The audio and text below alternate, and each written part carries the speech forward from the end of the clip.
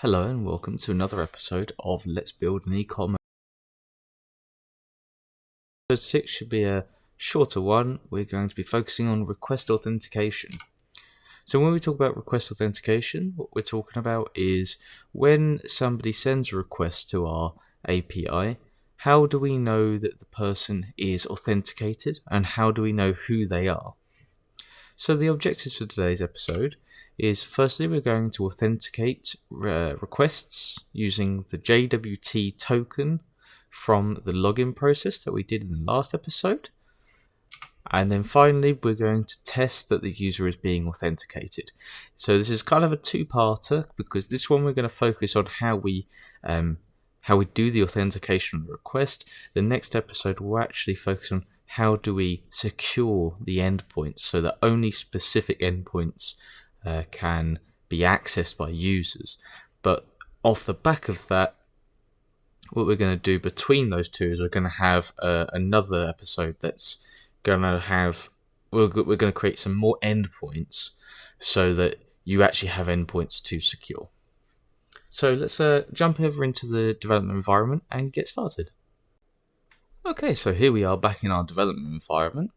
And if you remember in the last episode, we created this JWT service, which was responsible for handling the encoded strings that we use to authenticate users so that we know who they are and it's unique to each user. As you can see here, we have our method here that generates the JWT, but we need a new method that we're going to create. So it's going to be a public string, and it's going to be a method to get the username. So get username, and we're going to have a method that is string token. Yep. And what we're going to do is we're going to return jwt.decode the token, and then we want to get a claim. Because you can see here we did with claim username key. So that's what we're going to put in here, username key. And then finally we're going to go as string. And the reason we do the as string is because if you come up here and you go dot with claim, you can see that you can use use multiple different types of data types in this claim object. So what we're doing here is we're saying when we're getting this claim, please know that it's a string, and that's how we know to get it out as a string. So there we go, that's how we get our username out of the token. So now we actually have to have a filter on Spring Security to listen for the request, and when the request happens, we need to take the token out of the request, validate the token, and then if the token is then valid, we can then get the user object from the database that relates to the username in the token, and then we can assign that user to the security session while we process that request. So that knows that so when we're in a method, or when we're inside a mapping, or we are doing our endpoint security, we know that the user is authenticated and we know about the user. So let's go into our API security package and create a new class. And we're going to call this class JWT request filter. And what this is going to be, it's going to be a component so that Spring can see it and inject it automatically. And it's going to extend once per request filter, which is an abstract implementation of the request filter interfacing for Spring Security. For the Spring Web Framework. And it allows us to just cut out a lot of that boilerplate code again. So as you can see, we've got a red line here. That's because we need to implement some methods. So we're going to implement the doFilterInternal method. And you can see here it gives us the request, it gives us the response, and it gives us the filter chain. Now the filter chain is it's what it is. It's a chain of all these filters, so that because the Spring's implementation is such that you can have multiple chains in the multiple filters in the chain, and it's almost like a linked list. You do one filter, then you go to the next one, then you go to the next one. So because we're in a chain, we need to, at the end of our method, call the chain and say, oh, please do the next filter. So what you do is you come in here, and as you can see, you do filter chain.doFilter, You pass a request and a response, and this says to the filter chain, I've done my bit as the JWT request filter. I've done my portion. Can you now go and tell the next filter to go and do their job? So now we can actually write the code to which we're actually going to fetch out this this token. So what we're going to do is our token is going to be stored in the header. So we're going to go string token header, and that's going to be equal to the request.getHeader, and the header is keyed by the word authorization. And notice I've done the American spelling with a Z as opposed to an S. The reason for that is because of most technology and framework stuff that's out there, or user interfaces that are out there, they mainly use the American spelling of it. So it just makes that little bit, it makes it that little bit easier for implementation down the road if you do come into any applications that just default to using that spelling. So that's the header we've got. So now we want to say if the token header is not equal to null, meaning that there is one there, and the token header starts with bearer and then space. Notice the space there, that's important. If it exists and it starts with bearer, we know we have a token here that we need to process. If it doesn't, then there's either no token provided or it's not a valid token. So what we now can do is we can say string token is equal to token header substring 7, and that's because it's the 7th character inside here to chop off this bearer space part, because we don't need that for our token.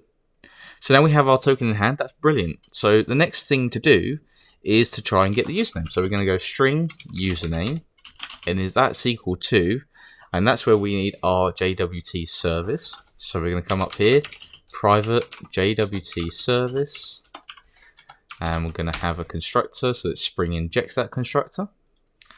And we go JWT service.get username, and then pass our token in. And now we have our token. We've processed our token. Now we've got a username. However, so if we go back to our JWT service, this decode, as you can see here, throws JWT decode exception. So that is thrown if the token has expired. It would be thrown if there was like an invalid token being sent. Like if I just put the header bearer space ABC123, well, it's not going to be a real token, so it can't decode it. So that's what that exception is. Now it doesn't throw that as a outright throw an exception that you have to catch. It's kind of thrown as a runtime exception sort of thing. So it's not erroring out here going you need to catch this. So what we want to do is we want to actually throw a try around this. I'll just put this inside the try, and we want to catch the JWT exception here, decode exception.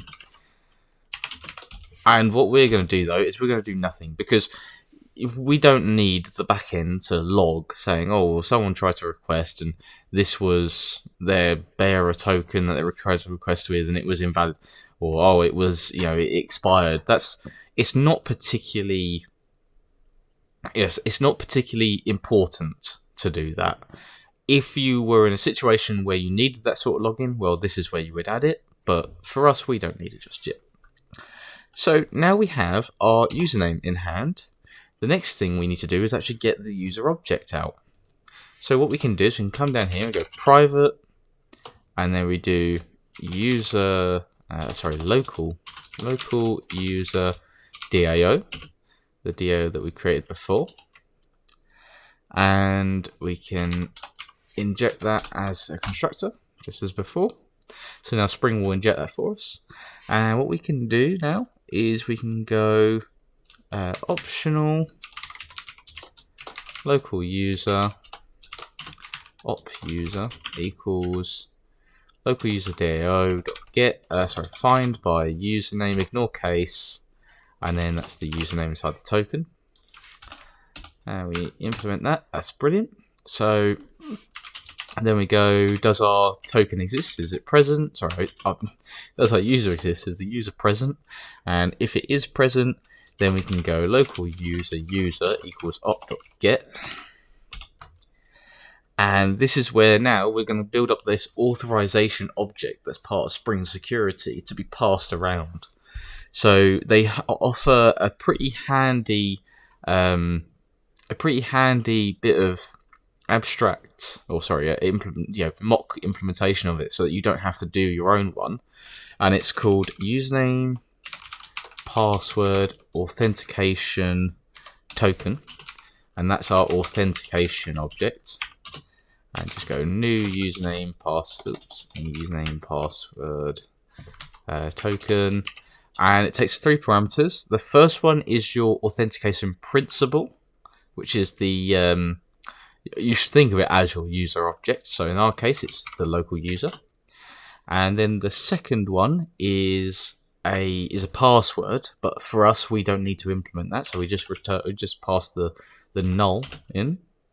And then the final one is the granted authorities, which is part of the Spring Security kind of way of being able to do permissions.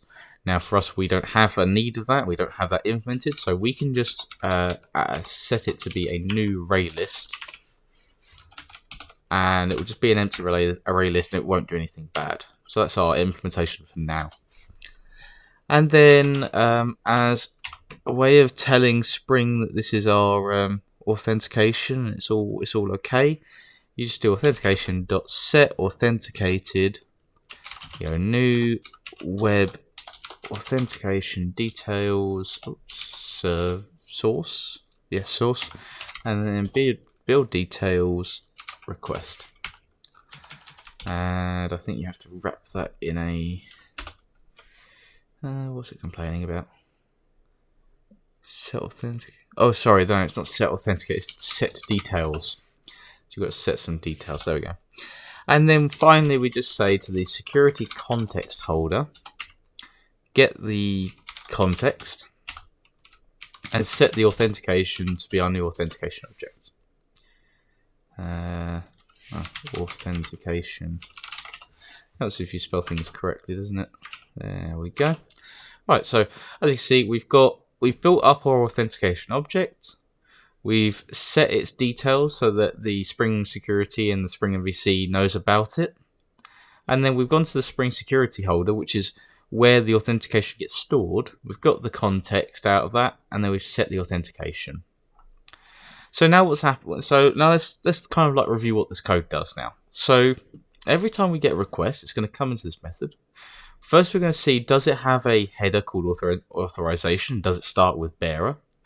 If it does, we're going to break away that bearer bit and call it token. Then we're going to try to decode the token to get the username out. And if we can't decode it, then we do nothing. And then we take the username and try and find the user. If the user is present, we then build up the authentication object of the user. We set some extra details to the authentication object so that the web authentication knows about the request that it's being authenticated with. And then the security context, it gets set to have the authentication that we've just created. And obviously, if any of these conditions during this aren't met, we just don't do anything. And at the end, we call our filter chain and say, go and process the next bit of data, please. And then what this means is that if a request comes in and they're not authenticated, it'll still go through, but they're not going to have any authentication set. So if they're not authenticated, when we go into our endpoint security, either in the next episode or the episode after, they won't be able to actually see, they'll be rejected by that endpoint security layer. So that's that bit. So now we've got our little JWT service decoding usernames. We've got our filter in place to filter out that stuff. So the next thing that we're going to do is we're going to come into our authentication controller and we're going to create a new mapping. We'll make a get mapping. So this is the second objective where we're going to test this.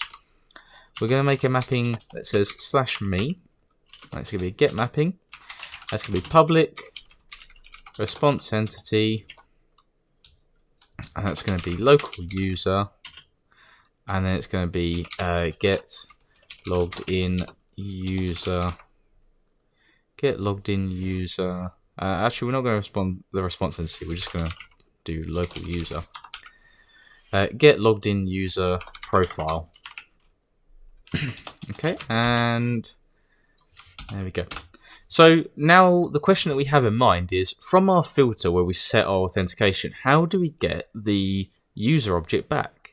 Well, you could go in and go security context holder dot get context dot get authentication, but that's a bit long and annoying, because now also you've got to come in here and now get principal, and then you've got to cast that principal to local user. It's a lot of boilerplate code. Just feels a bit unnecessary, doesn't it? What we can do here is, as a parameter, we can go at authentication principal local user, and now what happens is, if we just return user, when Spring calls this method, it's going to automatically go into get the authentication and get the principal. It's going to cast it to a local user for us and inject it as a parameter, so we can just return it. So now this provides a mapping to the API for you to be able to get your own local user profile when you're logged in. You have your authentication token. So let's go and test this. So if we come into Postman, first we're going to start our application. Let's go over to Postman. We're going to right click on this tab and just duplicate it for now. And we're going to change our post to get and change it to auth/me. Come into our body, we're going to select none because we don't have to send anything because it's a body. And now it's loaded in the background, we can just hit send. Now we've got status 200 and we've got no data here.